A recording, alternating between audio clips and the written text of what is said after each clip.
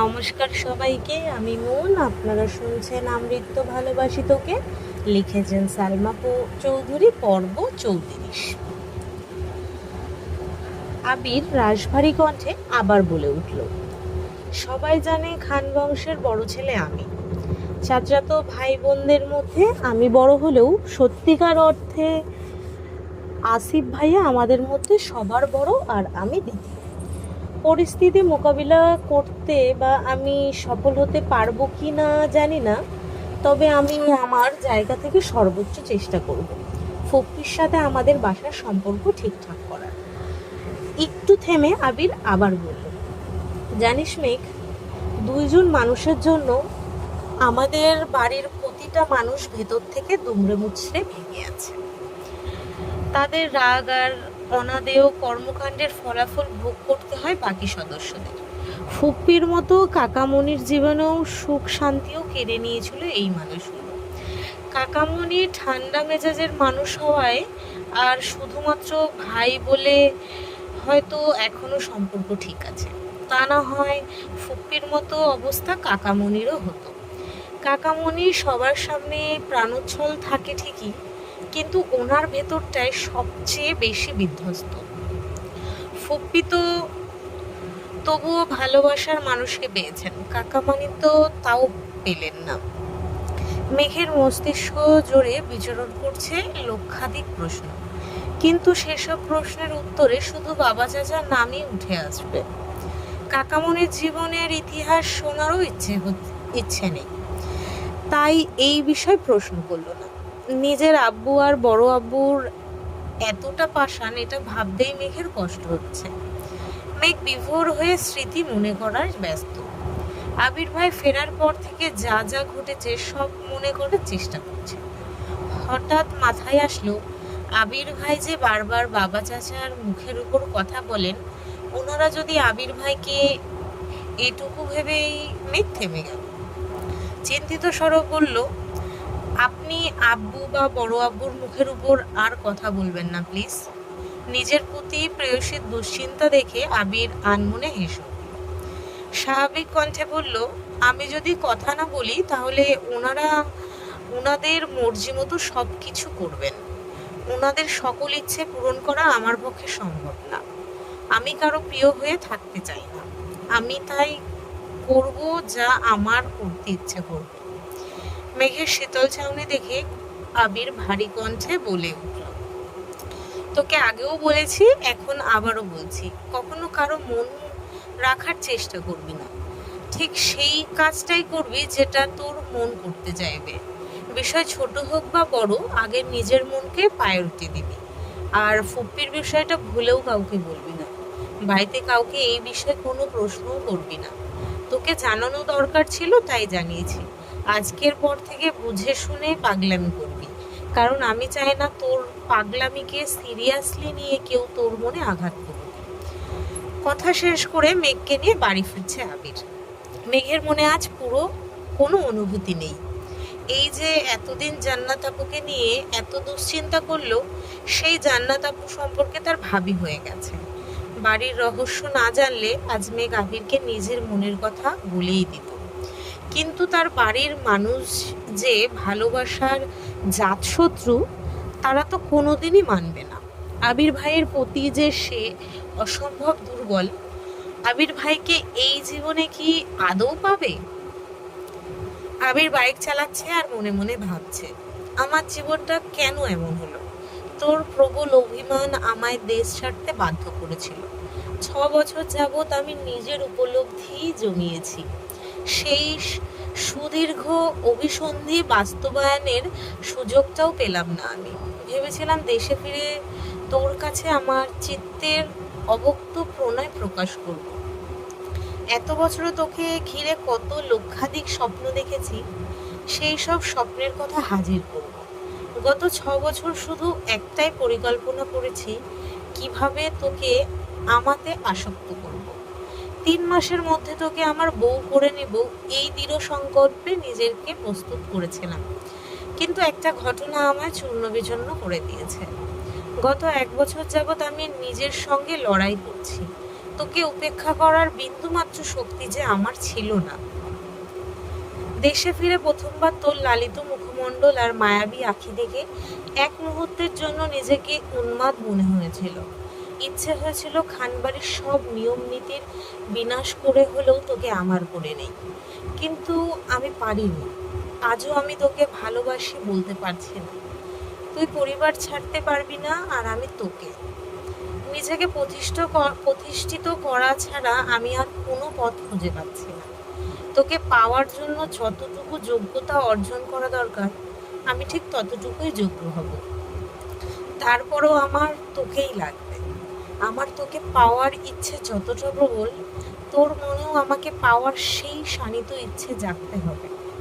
পরিস্থিতি যতই কঠিন হোক, তোর আমার প্রতি প্রগাঢ় আস্থা থাকতে হবে। তুই আমার হলে আমি পুরো দুনিয়ার সঙ্গে লড়তে পারবো, কিন্তু তোকে না পেলে আমার প্রণয়ের পরিণতি হবে মৃত্যু।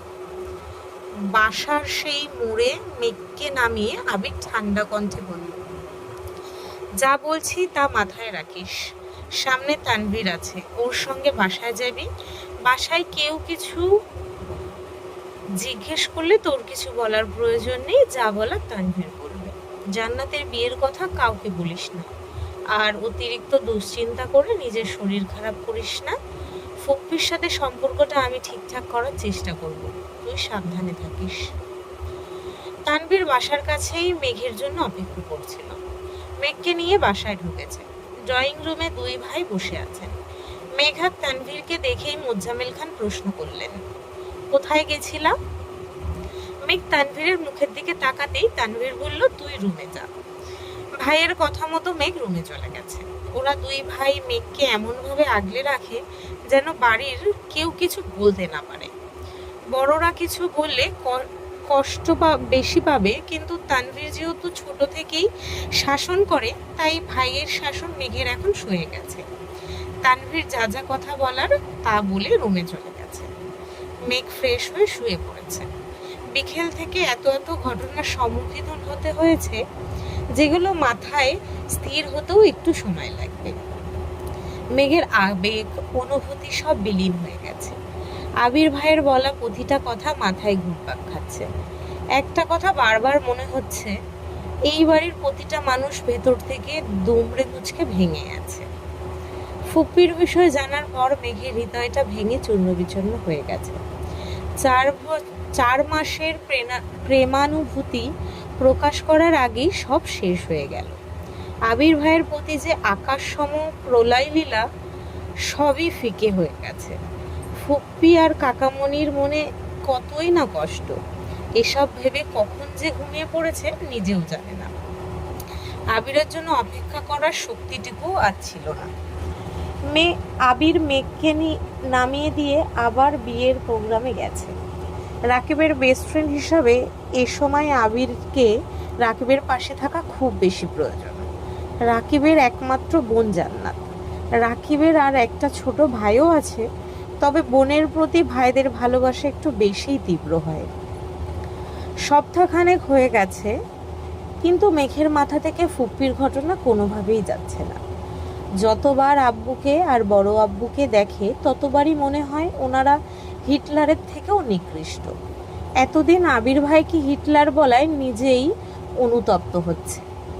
এখন আর মেঘ আগের মতো আবিরকে জ্বালায় না, আবিরের রুমে যায় না, অনুভূতি প্রকাশের চেষ্টাও করে না।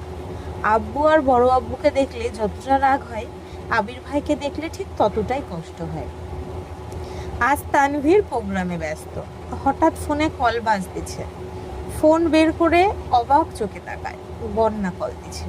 প্রোগ্রাম থেকে বের হয়ে এক পাশে গিয়ে ফোন রিসিভ করল। বন্যা বলল, আসসালাম আলাইকুম। তানভীর বলল, ওয়ালাইকুম আসসালাম। বন্যা বলল, ভাইয়া আপনি কি বাসায়? তানভীর বলল, ভাইয়া ডাকতে কতবার না করেছি তোমাকে। বন্যা বলল, সরি, আর ভাইয়া বলবো না। মেঘের কি কিছু হয়েছে? আমি কল দিলে রিসিভ করে না, হঠাৎ রিসিভ করলেও ঠিক মতন কথা বলে না। তানভীর বলল, বোনও একটু মানসিক চাপে আছে, কিছুদিনের মধ্যে ঠিক হয়ে যাবে। বন্যা জিজ্ঞেস করলো, কি হয়েছে? বন্যা মনে মনে ভাবছে আল্লাহ জানে আবির ভাইকে নিয়ে কোনো ঝামেলায় হলো কি না। তানভীর বলল, তেমন কিছু না।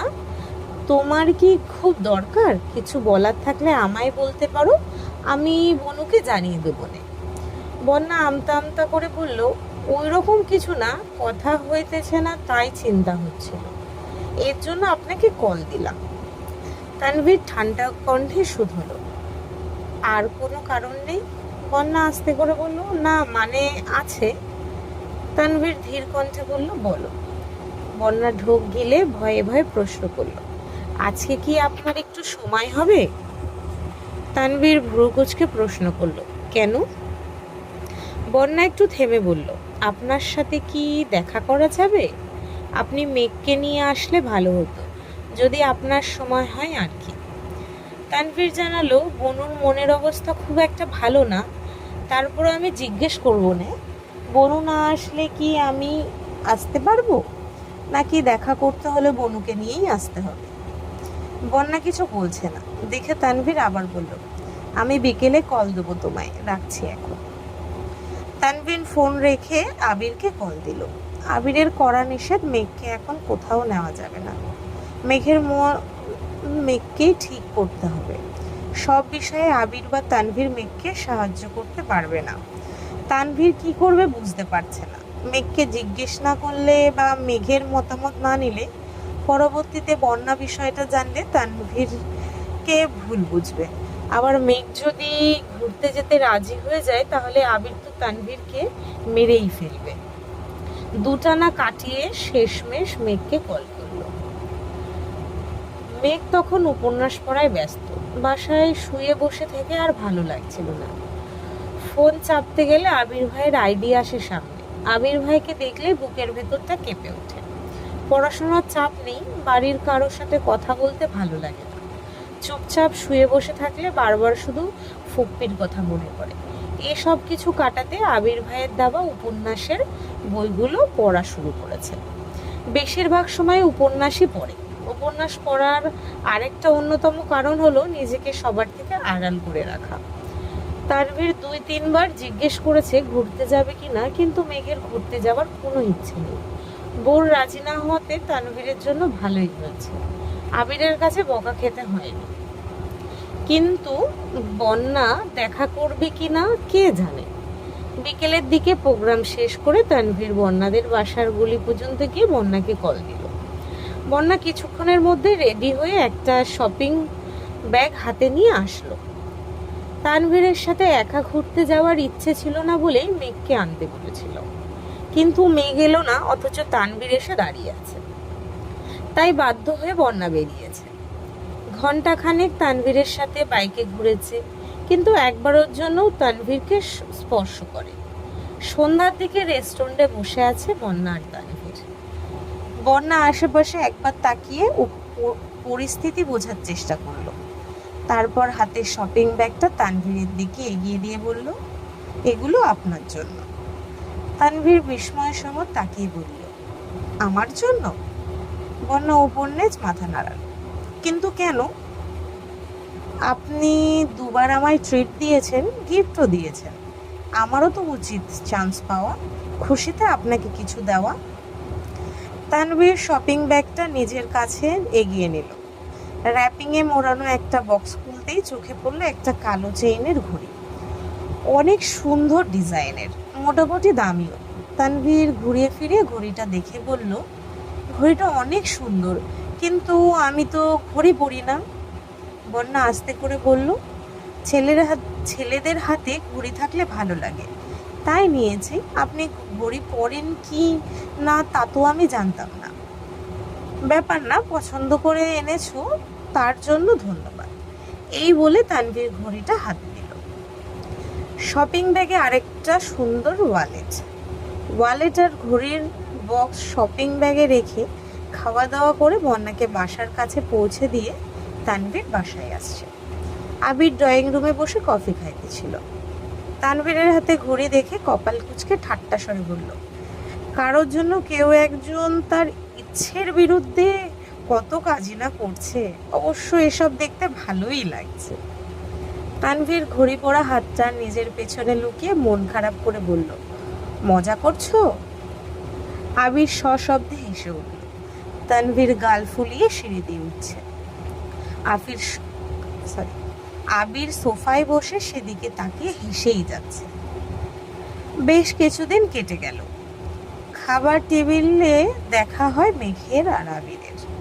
মেঘ একবার আবির ভাইয়ের দিকে তাকায়, চোখে হতে চোখ নামিয়ে নেয়। আবির সকালে খেয়ে অফিসে চলে যায়। মিম আর আদিও স্কুলে চলে যায়। মেঘ বাসায় একা একা থাকে। প্রতিদিন বিকেলে ছাদে যায়, গাছগুলোর দেখাশোনা করে। বাকি সারাদিন আবির ভাইয়ের দেওয়া উপন্যাসের বই পড়ে। 2টা উপন্যাস শেষ করে ফেলেছে। 3য় উপন্যাসটা যত পড়ছে মেঘের মনের ভিতর প্রেমানুভূতি তত সক্রিয় হতে শুরু করেছে। ফিকে হয়ে যাওয়া অনুভূতিরা আবারও জাগ্রত হচ্ছে। আবির ভাইয়ের প্রতি ধারালো ভালোবাসার টানে 28 বছরের গত হয়ে যাওয়া ইতিহাসকে পেছনে ফেলে নতুন করে স্বপ্ন দেখতে শুরু করেছে। হয়তো আবির ভাইকে পাওয়ার স্বপ্ন পূরণ হবে, নয়তো সারা জীবন আবির ভাইকে একতরফা ভালোবেসে যাবে। তবুও মুখ লুকিয়ে আবির ভাইকে এড়িয়ে চলবে না। রাত 11টার দিকে মেঘের 3য় উপন্যাস পড়া শেষ হয়েছে। সেই থেকে আবির ভাইয়ের জন্য অপেক্ষা করছে। গত কিছুদিন যাবৎ আবির ভাইয়ের বাড়িতে আসা যাওয়াতে মেঘের বিশেষ কোনো নজর ছিল না। বাইকের শব্দ শুনেও ব্যালকনিতে যেতে ইচ্ছে হয়নি তার।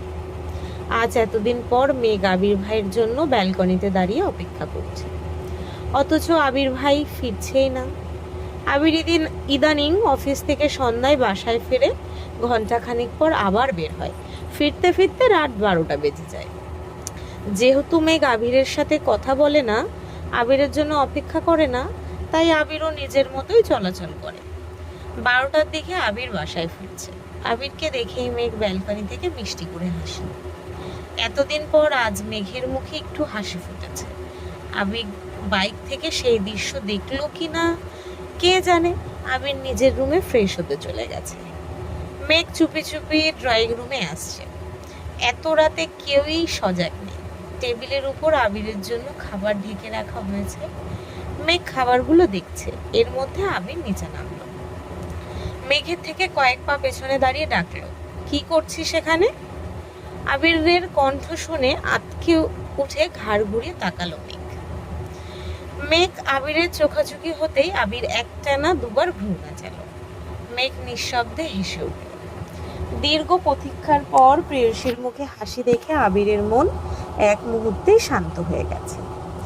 আবির চোখ বন্ধ করে দীর্ঘশ্বাস ছেড়ে নিজেকে সুস্থির করার চেষ্টা করল।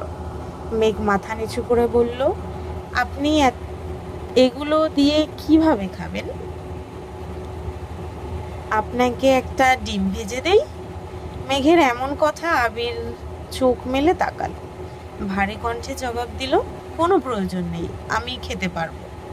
আবির ভারী কণ্ঠে বলল, মেঘের সেসব মাথায় ব্যথা নেই, কারণ তার মাথায় উপন্যাসের প্রেমালাপ ঘুরপাক খাচ্ছে। সে আবার বলল, আপনি তো বলেছিলেন পরীক্ষার পর রান্নাঘরে যেতে পারবো। পরীক্ষা তো শেষ, এখন কি যেতে পারবো না? আবির স্বাভাবিক কণ্ঠে প্রশ্ন করল, তোর কি ডিম ভাজা খেতে ইচ্ছে করছে? আমি করে নিয়ে আসবো? মেঘ ডানে বামে মাথা নেড়ে বলল, আমি ভাজবো। আবির গম্ভীর কণ্ঠে শুধালো, তুই ডিম ভাজতে পারিস? মেঘ দাঁত কেলে হেসে বলল, আম্মুরা ডিম ভাজার সময় আমি দেখেছি। আবির পুনরায় বলল, তোর ভাজতে হবে না, তুই বস, আমি ডিম ভেজে নিয়ে আসছি। মেঘ শক্ত কণ্ঠে বলল, না, আমি আনবো। আবির ধমক দিতে গিয়েও থেমে গেল। মেয়েটা এতদিন পর আবিরের সঙ্গে কথা বলতে আসছে, ধমক দিলে মনে কষ্ট পাবে, তাই ধমক দিতে পারছে না, আবার ডিম ভাজতে পাঠাতেও সাহস পাচ্ছে না। আবির 2 পা এগিয়ে থমকে দাঁড়ালো। সেখান থেকে ঘুরে এসে চেয়ার টেনে বসলো। পকেট থেকে ফোন বের করে কিছু একটা চেক করছিল। একবার রান্নাঘরে তাকাচ্ছে, একবার ফোনে। 2বার ডেকে বলেছে, তুই কি পারবি নাকি আমি আসবো? মেঘ 2বারই উচ্চস্বরে বলছে, পারবো। কিন্তু আবিরের কলিজা কাঁপছে। প্রথমবার মেঘ রান্না করতে গেছে, পেঁয়াজ কাটতে গিয়ে যদি হাত কেটে ফেলে, কয়েকবার রান্নাঘরে দেখে যেই না ফোনের দিকে মনোযোগ দিয়েছে, কয়েক সেকেন্ডের মধ্যেই মেঘ চিৎকার দিয়ে উঠেছে। আজকের পর্ব এই অবধি। যদি সবার ভালো লাগে লাইক কমেন্ট শেয়ার করো, যদি ইউটিউব থেকে শুনছো তো সাবস্ক্রাইব করো, যদি ফেসবুক থেকে শুনছো তো পেজটাকে ফলো করো। আজ আসছি, ধন্যবাদ সবাইকে।